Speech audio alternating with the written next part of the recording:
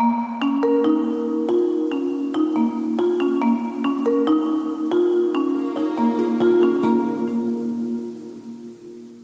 Stasi vigiou e muitas vezes interferiu nas vidas das pessoas em todas as fases da história da RDA. Contudo, não tornou as pessoas da Alemanha de Leste passivas. De modo semelhante, o próprio Estado, embora dependente da boa vontade de Moscovo, nunca foi um passivo satélite soviético. Os alemães orientais viveram e moldaram uma experiência especificamente alemã que abrangeu grande parte da segunda metade do século XX. As suas idiosincrasias políticas, económicas, sociais e culturais merecem uma história que as trate como mais do que uma Stasialândia morada e que lhes confira o seu lugar próprio na história alemã. E este é um excerto do livro Para Lá do Muro, uma história da Alemanha de Leste, de Katia Oyer, que saiu originalmente em 2023 e foi editado em Portugal 2 anos depois pela Vogais, uma chancela da Penguin Random House. Olá, sejam bem-vindos a mais um episódio do podcast O Mundo a Seus Pés, um programa semanal da secção internacional do Expresso. Eu sou o Hélder Gomes, estamos a gravar sexta-feira, 2 de janeiro de 2026. Nesta edição especial do podcast, ouvimos o essencial de uma entrevista a Katia Oyer, nascida na Alemanha de Leste. A historiadora tinha apenas 4 anos quando o Muro de Berlim caiu e a Alemanha de Leste deixou de existir. Atualmente a viver no Reino Unido, Katia Oyer veio recentemente a Lisboa para falar deste livro. A minha camarada Mara Tribuna dá voz à entrevistada num episódio com a edição técnica do João Martins.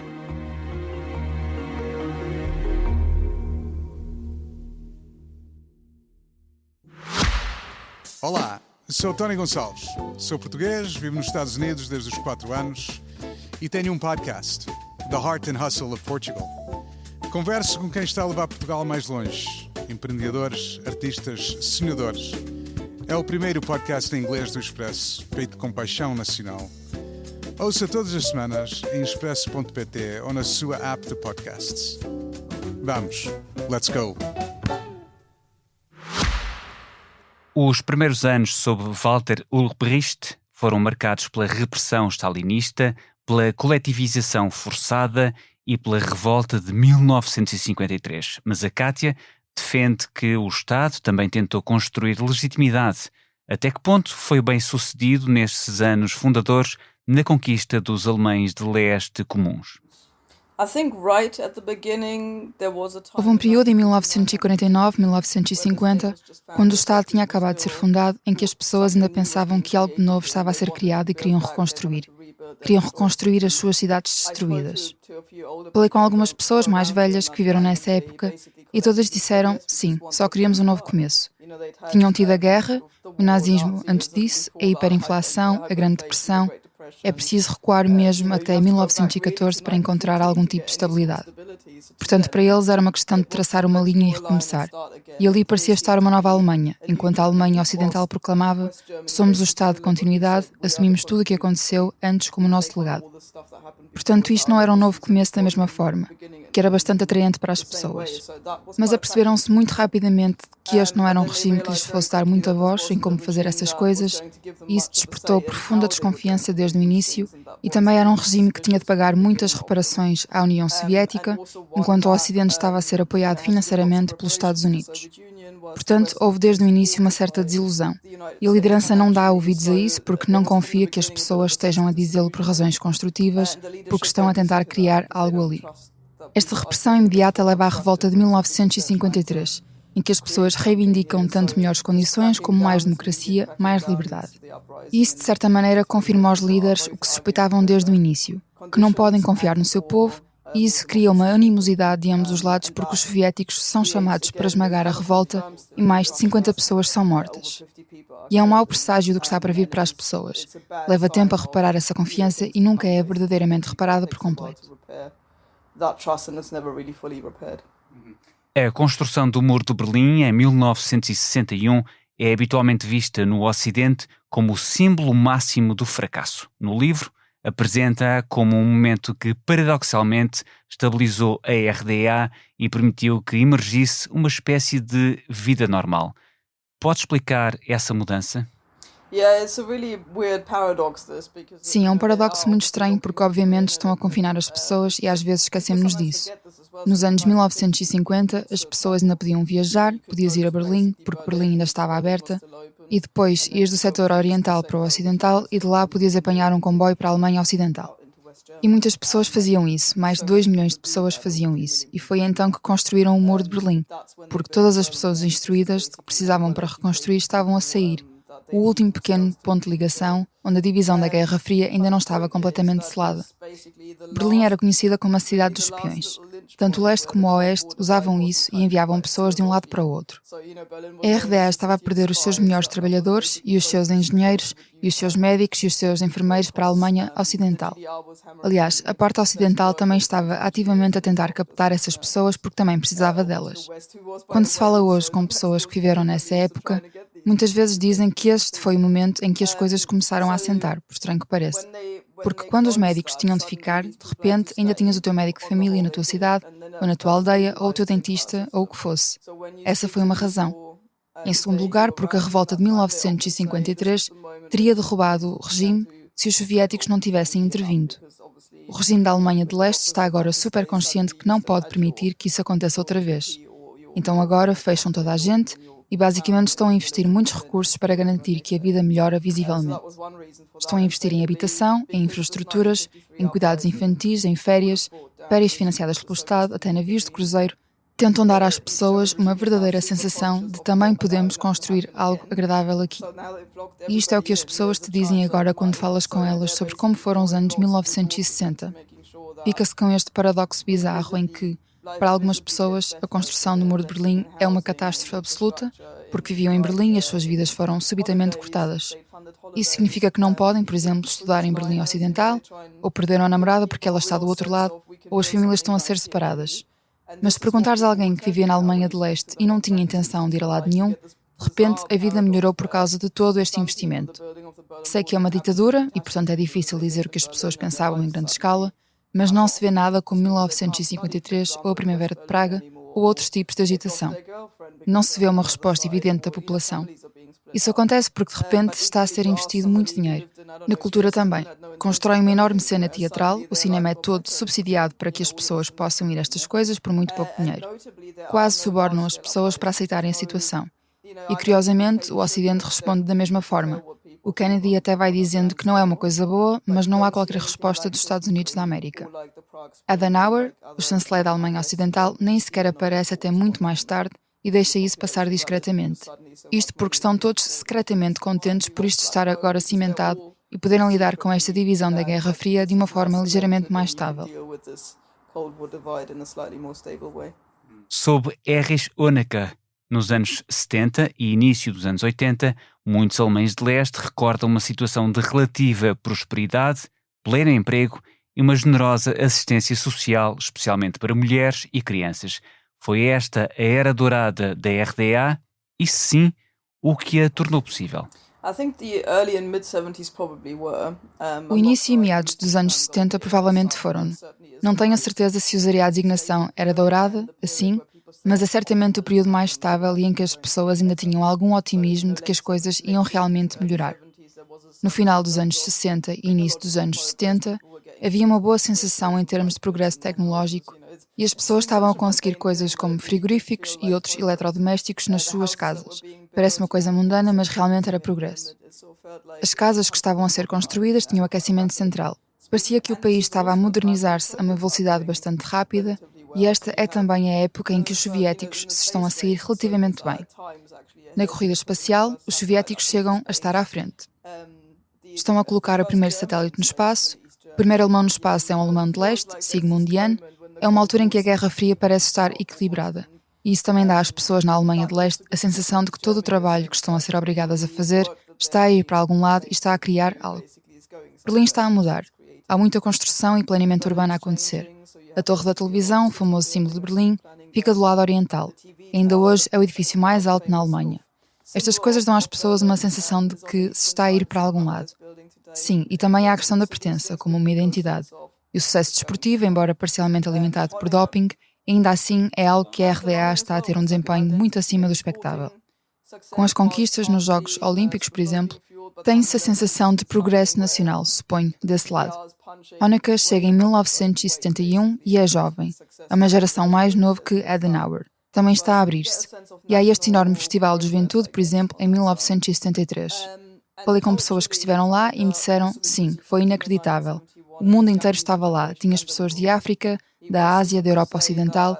Havia até uma delegação americana liderada pela famosa comunista da época, Angela Davis. As pessoas ficaram bastante entusiasmadas. Parecia que o mundo estava a vir a Berlim de Leste também. Fala-se sempre de Woodstock, mas estamos a falar de dezenas de milhares de pessoas em Woodstock e este teve milhões. Houve até 9 milhões de pessoas ao longo de agosto que inundaram Berlim Oriental. Havia uma sensação de que talvez as coisas pudessem mudar, mas depois a velha paranoia voltou a instalar-se. Imediato, a Stasi veio dizer: bem, podíamos ter fechado uma lacuna agora com o muro de Berlim, ainda assim o inimigo está em todo o lado. E Erich Mielke, que dirige a Stasi, era uma pessoa má para começar, quer dizer, esteve envolvido no assassínio de 2 polícias mesmo na República de Weimar. Também faz parte daquela geração de pessoas mesmo desconfiadas, treinadas em Moscovo como terrorista durante os anos 1930. E, portanto, ainda está encarregado dos operadores de segurança e diz a todos, incluindo aos políticos, não podem simplesmente abrir-se. As pessoas vão usar isso e depois vão transformar-se em inimigos e precisamos de vigiar toda a gente. Isto volta a infiltrar-se em ondas no regime e na forma como tratam as pessoas. Penso que esse é o momento em que as pessoas percebem, no final dos anos 70, certamente no início dos anos 80, que não haverá tanto progresso político quanto deveria haver, sobretudo tendo em conta o nível de progresso social e económico conseguido. No livro, descreve a Stasi não apenas como opressores implacáveis, mas também como um sintoma de profunda paranoia no topo, especialmente da parte de Erich Mielke. Por que razão a RDA construiu o estado de vigilância mais extenso per capita que o mundo alguma vez viu, enquanto tentava fazer as pessoas felizes? Penso que são ambos um sinal. As pessoas às vezes esquecem-se de que as ditaduras também têm de ter um grau de consentimento. Não se pode gerir uma ditadura inteiramente contra o povo porque não funciona. Portanto, de certa forma, a revolta de 1953 mostrou ao regime que não é capaz de se proteger do seu povo. Simplesmente não funciona. E a revolta húngara também os assustou porque alguns líderes comunistas foram mortos na Hungria. Então aplicam esta mistura estranha de opressão e vigilância e pacificação do outro lado, o que na verdade, quando se analisa bem isso, funciona. Entre a revolta de 1953 e a Revolução Pacífica em 1989, não há nenhuma revolta pelo meio, e os líderes da Alemanha de Leste gabam-se disso. Como que dizem aos líderes soviéticos e a outros líderes comunistas do bloco: olhem para o nosso país, tão estável, e depois olhem para o que se passa na Polónia. Podemos sempre ir aí ajudar-vos e melhorar as coisas. Típico da arrogância alemã dizer: até podemos fazer o socialismo melhor do que toda a gente. Mas também tenho a sensação de que eram genuínos porque realmente pensavam que estavam a fazer a coisa certa. Seguiam Lenin no argumento de que se precisa da chamada ditadura do proletariado durante 1 ou 2 gerações até que as pessoas percebam o que se está a tentar fazer e depois podem abrir-se. Essa era a lógica por trás disso. E ficam genuinamente perturbados, por exemplo, quando em protesto contra a supressão da revolta húngara, muitos jovens alemães de leste deixam a organização juvenil, cuja adesão é tecnicamente voluntária, e Ulbricht quer perceber porquê. Então chama a voz mais crítica, o líder de um jornal estudantil que é muito crítico do regime. Leva-o ao seu gabinete e diz: pode explicar-me o que se passa? E o tipo diz: não sei o que quer de mim, sou o seu crítico mais vocal. E o outro responde: é exatamente esse o ponto. Então o jovem explica-lhe as razões do descontentamento da juventude, não podem ouvir a música que querem, sentem-se presos, não se sentem ouvidos. E depois decide-se abrir e permitir um certo grau de música pop na RDA. As pessoas pensam muitas vezes que era proibido, mas não era. Havia uma proporção de 40% para 60% de música ocidental para oriental, que não era verdadeiramente cumprida. Quer dizer, tive pessoas a contar-me que quando iam à discoteca da escola, a polícia aparecia por volta da meia-noite e perguntava: tocaram a proporção correta de música? E todos diziam apenas sim, o que seja. Havia estrelas da música pop ocidental, como Zaba, por exemplo, na televisão da Alemanha de Leste. Portanto, penso que tentaram conquistar genuinamente as pessoas para aquilo que estavam a fazer. Honecker importou calças de ganga leves dos Estados Unidos porque toda a gente as queria. O problema com isso, claro, é que dás às pessoas uma pequena amostra do que querem, do consumismo, da música pop, todas estas coisas ocidentais, sem lhes dar acesso total. O que de certa forma acaba por sair pela culatra, porque as pessoas diziam: Bem, se posso ter isto, porque não posso ter as outras coisas também?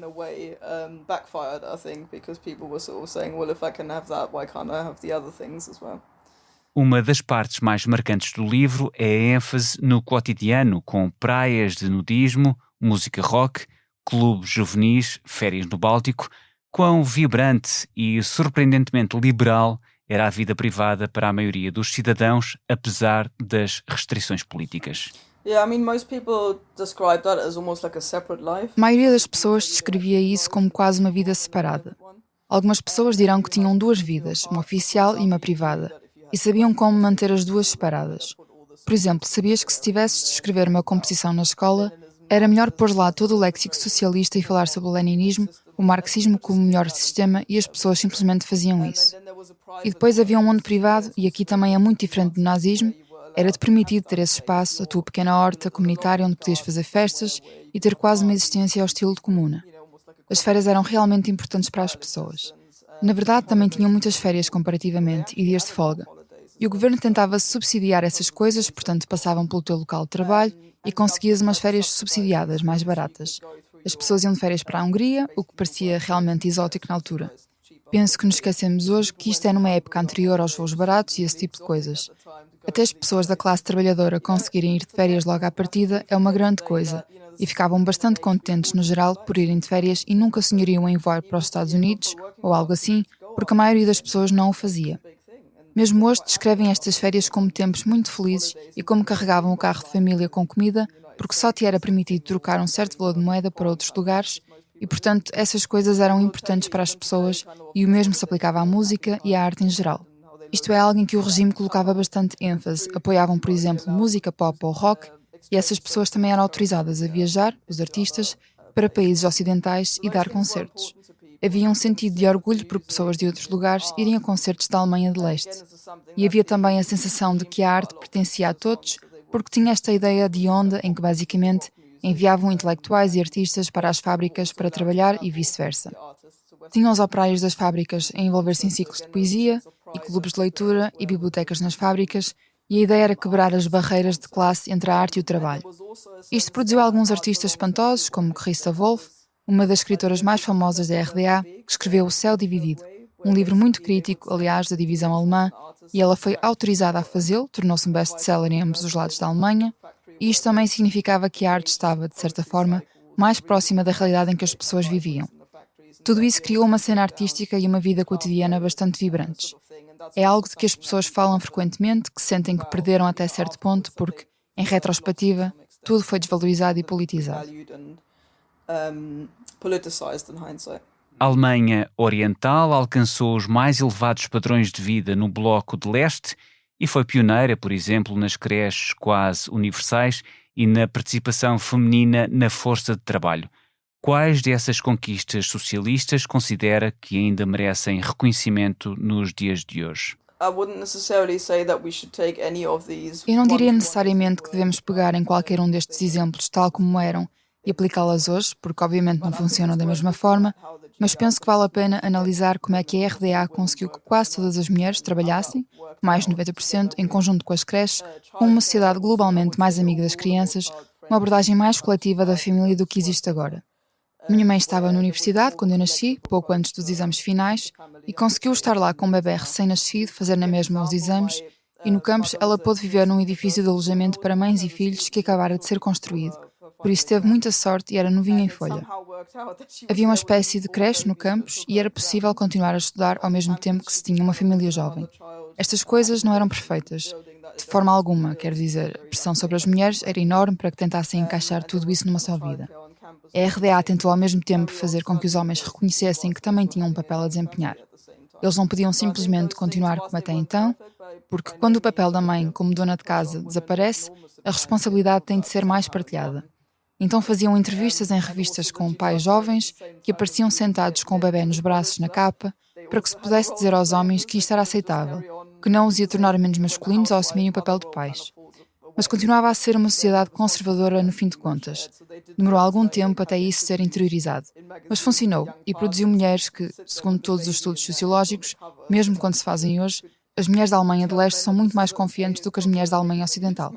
porque estão habituadas a negociar, a lidar com homens no local de trabalho, a estar presentes, a votar, a ser políticas, a ter debates e discussões. Durante aquele festival da juventude, por exemplo, nos anos 70, li muitas coisas de homens e jornalistas da Alemanha Ocidental que ficaram surpreendidos quando chegaram a Berlim Oriental e via todas aquelas mulheres a repostar, a falar de política e filosofia e envolvidas nesses debates, porque isso ainda não era normal na Alemanha Ocidental. Essas coisas certamente mereciam ser analisadas, penso eu. Por exemplo, os horários de funcionamento das creches, o facto de abrirem de acordo com o horário de trabalho das pessoas. Normalmente era das 6 da manhã às 6 da tarde, o que permitia deixar as crianças antes do trabalho e ir buscá-las depois. E não se esperava necessariamente que participasses da forma como se espera hoje, em todo o regime de jardins de infância, porque eles sabiam que isto era cuidado infantil. A ideia era que dessem feedback sobre o desenvolvimento da criança num livrinho em que o professor podia dizer que fulano ou cicrano começou a desenvolver esta competência e depois a mãe também podia escrever algo ali e isso permitia-lhe participar, mas também trabalhar ao mesmo tempo. Isto certamente merece ser analisado.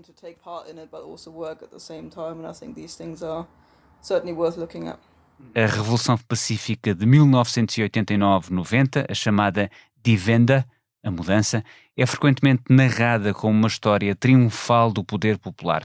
O livro inclui vozes que sentiram um luto genuíno ao perderem o seu Estado. Foi um momento emocionalmente complicado para o alemão comum do leste? Penso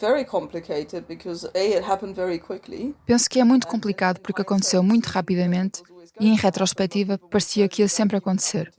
Mas as pessoas dirão que, mesmo até outubro ou até novembro, mesmo no dia em que realmente aconteceu, a 9 de novembro, quando o Muro de Berlim foi finalmente aberto, as pessoas não conseguiam acreditar que aquilo tinha acabado de acontecer, foi tão repentino. E depois foi praticamente um ano entre a abertura do Muro de Berlim e o desaparecimento da RDA, é incrivelmente rápido. A maioria das pessoas, penso eu, tinha a sensação de que não podia ter continuado assim. Tinha-se chegado a um ponto de ruptura e a maioria das pessoas sente que esse foi o resultado natural disso. E penso que a maioria das pessoas também queria o país reunificado. Mas é interessante que especialmente os dissidentes e os opositores do regime e aqueles que queriam mudança eram frequentemente os que, na verdade, não queriam a reunificação ou não a queriam tão rapidamente nem tão passivamente como aconteceu. Queriam uma espécie de terceira via entre o socialismo e o capitalismo. Uma espécie de social-democracia. Sentiam que não tinham voz ativa, e foi de facto o que aconteceu. Portanto, temos os negociadores da Alemanha Ocidental a dizer imediatamente: olhem, temos um sistema que funciona. Gostamos do que temos. Podem aderir agora, sejam bem-vindos, mas não vão afetar qualquer mudança aqui. Penso que isso levou muito rapidamente à desilusão.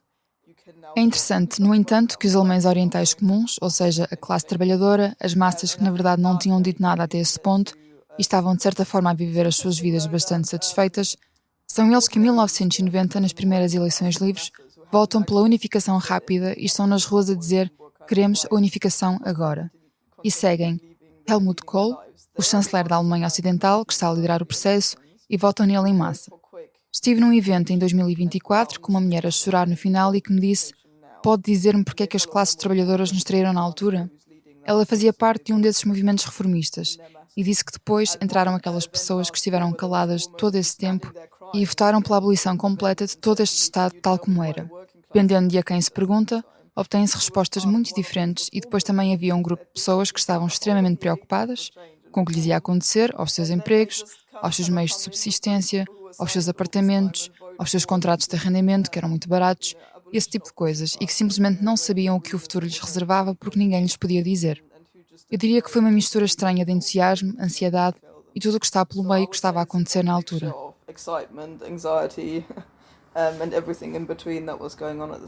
O fenómeno da nostalgia pelos produtos, programas de televisão e até aspectos da vida comunitária da Alemanha de Leste, ainda existe hoje.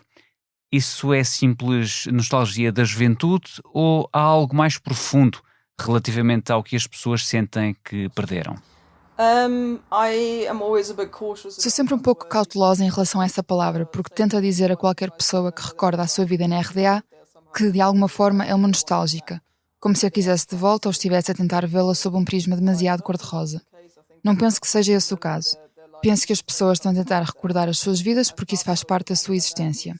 Começo o livro com Angela Merkel, que disse exatamente isso, e, estranhamente, no final dos seus 16 anos como chanceler, é quando explode num discurso. Um jornalista que estava a tentar fazer um elogio disse que ela se tinha saído incrivelmente bem apesar de ter este lastro, o peso do seu passado na Alemanha de Leste, a parar ali em segundo plano. E ela disse: acabou de descartar 35 anos da minha vida como algo que supostamente devo deixar para trás. Isso está errado, disse ela, lembrando que teve experiências positivas e negativas. Angela Merkel, penso eu, não pode ser acusada de nostalgia, porque a sua vida melhorou muito depois de 1989. E, no entanto, ela diz: sabe, fui à escola, tive amigos, fiz coisas e tive uma vida e quero recordar essa vida. Para mim, foi isso que realmente me pôs a pensar. Uma geração depois da queda do Muro de Berlim, em que as pessoas da idade de Angela Merkel e também um pouco mais jovens estavam a dizer: bem, perdemos tudo e está tudo bem, mas ainda queremos recordá-lo como parte das nossas vidas, como parte da história do nosso país, em vez de termos apenas a história da Alemanha Ocidental como uma história alemã. Por isso, quando as pessoas são nostálgicas, penso que tendem a ser nostálgicas por coisas que aconteceram nas suas vidas, como os seus casamentos, as suas férias, constituir família, festas, amizades, esse tipo de coisas. Mas também um modo de vida, suponho. Os artistas, por exemplo, dizem muitas vezes que, estranhamente, viver numa ditadura fez com que se ligassem muito estreitamente com outros artistas e tivessem a sua cena de nicho, em que faziam as suas próprias coisas, e era bastante livre e fácil, e agora, com as pressões do capitalismo e também a liberdade completa para fazerem o que quiserem, é uma coisa muito diferente de repente. Portanto, de certa forma, todas as pessoas têm as suas razões para se sentirem assim, mas muito poucas pessoas quereriam mesmo a RDA de volta. Quando se faz essa pergunta, tende a ser cerca de 10% ou assim da população da Alemanha de Leste. Isso é bastante estável, nunca mudou verdadeiramente. 35 anos após a unificação, a Alemanha de Leste ainda está atrasada economicamente e a extrema-direita da Alternativa para a Alemanha, a AfD, obtém ali os melhores resultados. Vê uma linha direta entre a experiência da RDA e a divisão Este-Oeste na Alemanha atual? Não, voltou recentemente. Isso é realmente interessante. Se olharmos para as últimas eleições, no início de 2025, vemos uma linha extremamente direta, exatamente à antiga fronteira entre a Alemanha de Leste e a Ocidental, a reaparecer se colocarmos os resultados eleitorais no mapa. E não é uma indicação aproximada, é praticamente uma linha exata. Portanto, definitivamente há algo ali. Mas não foi o caso mesmo nas eleições anteriores, em 2021, em que era mais uma divisão norte-sul. Havia o norte mais inclinado para a esquerda e o sul mais conservador. E é interessante que isto tenha voltado em vez de ter uma linha contínua. Penso que muito disso tem que ver com os mesmos fatores que se encontram noutros lugares, em que a classe trabalhadora tende a votar na extrema-direita, e encontramos isso em França, na Áustria, um pouco por todo lado. Nos Estados Unidos, com os estados do Rust Belt. Há uma cultura de classe operária no leste porque a RDA valorizava isso e levou isso à cultura dominante, enquanto a parte ocidental é sempre muito classe média e mais rica. É uma das diferenças mais gritantes entre leste e oeste por causa do socialismo. As pessoas não compravam os seus apartamentos, não acumulavam riqueza. E por isso, qualquer crise económica é sentida muito intensamente no leste, não tanto no oeste. E depois há uma cena anti-woke, anti-esquerda, anti-liberal a acontecer também, em que muitos alemães do leste dizem: já nos disseram uma vez como falar e que palavras usar e estávamos de certa forma a falar de uma maneira em público e outra em privado. Não queremos fazer isso outra vez. Mas, como digo, é o mesmo noutros países. Na sua maioria, é um fenómeno social e económico que vemos noutros lugares. Inicialmente diziam que eu era louca, mas penso que agora as pessoas, na sua maioria, concordam que, na verdade, a Alemanha Ocidental é a anomalia, não a Alemanha de Leste. Se compararmos as duas, claro que são diferentes, mas é a Alemanha Ocidental que está lentamente a fundir-se no mesmo padrão. As pessoas esquecem-se de quão mais rica era a Alemanha Ocidental quando comparada até com o resto da Europa Ocidental. Portanto, de certa forma, a anomalia é a Alemanha Ocidental e não a de Leste. O que pensa sobre uma eventual proibição da AfD? É um fenómeno que se vê em todo o Ocidente e é interessante que nenhum outro país sonharia ou tem esta discussão sobre proibir o que está amplamente a tornar-se o maior ou o segundo maior partido na maioria dos outros países. É muito difícil de imaginar. Não sei se tem este debate aqui em Portugal, mas na maioria dos outros países simplesmente não se fala em proibir um partido completamente porque é algo muito perigoso. Na Alemanha é agora cerca de 1/4 da população a dizer que votaria na AfD. Ora, ao proibir-se o maior partido político, está a dizer-se ao eleitorado que não tem essa escolha no boletim de voto. É uma coisa muito perigosa porque se está efetivamente a proteger a democracia, limitando a democracia, e tem de pensar muito cuidadosamente se isso é uma boa ideia ou não. Quer dizer, muitas pessoas na Alemanha argumentam a mesma coisa, mas creio que precisam apenas de pensar porque é que isso acontece. Porque é que perderam tanta confiança dos eleitores? Bem, a maior questão é a imigração, e isso surge vezes sem conta em inquéritos. E é, na verdade, um exemplo interessante na Dinamarca, onde se tem a esquerda, o Partido Social Democrata, a assumir essa questão. E pode questionar se foram longe demais com isso ou não. Mas funcionou na medida em que se tirou a bandeira da extrema-direita e os partidos mainstream assumem-se como os partidos das classes trabalhadoras. Se é isso que a classe trabalhadora quer, precisamos de fazer isso, sejamos de esquerda ou não. Mette Frederiksen, a primeira-ministra da Dinamarca, disse que está a fazer isto apesar de ser uma política de centro-esquerda. Está a fazê-lo por causa disso, porque foram as classes trabalhadoras as mais afetadas. A maioria das pessoas não são anti-imigração como tal, mas querem a sensação de que o Estado tem controle sobre quem está no país e porquê e por quanto tempo, especialmente agora que se tornou também numa questão de segurança, com os ataques que vimos em 2024 em particular. E vais ao mercado de Natal e as pessoas dizem que não querem barreiras de segurança ali e querem sentir-se seguras e esse tipo de questões. Penso que precisam de as levar a sério porque se não o fizerem, não se podem proibir as opiniões por detrás do partido. Mesmo que se proíba ao partido, as pessoas não pensam subitamente de forma diferente porque o partido já não existe. Para mim, é como tomar um comprimido para uma dor de cabeça quando na verdade se está desidratado ou seja o que for. Por isso é encontrar a causa do problema e lidar com ele.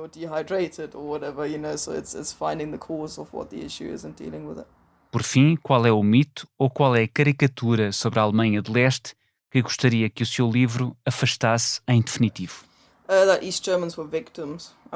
Que os alemães de leste eram vítimas. Quer dizer, são constantemente vistos como uma massa passiva de pessoas pobres que tinham de viver neste estado terrível e não tinham voz sobre as suas vidas. E espero que haja provas suficientes no livro para mostrar que, na verdade, as pessoas viveram as suas vidas e as moldaram.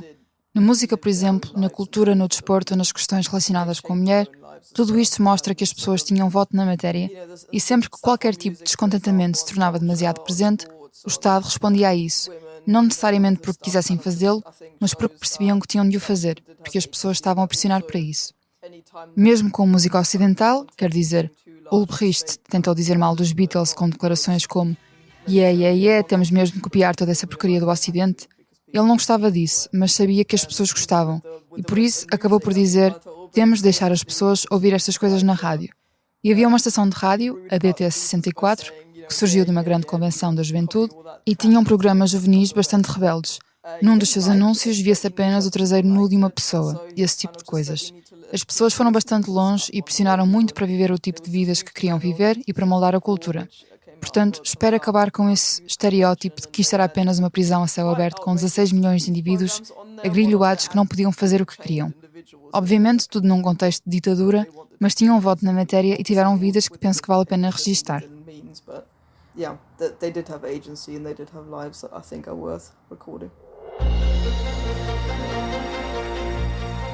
A fechar esta edição do Mundo a Seus Pés, resta-me agradecer à Mara Tribuna, que deu voz a Kátia Oyer, autora do livro Para Lá do Muro, uma história da Alemanha de Leste, editado em Portugal em 2025 pela Vogais, uma chancela da Penguin Random House. Obrigado também ao João Martins pela edição técnica e obrigado a si que nos escuta todas as semanas.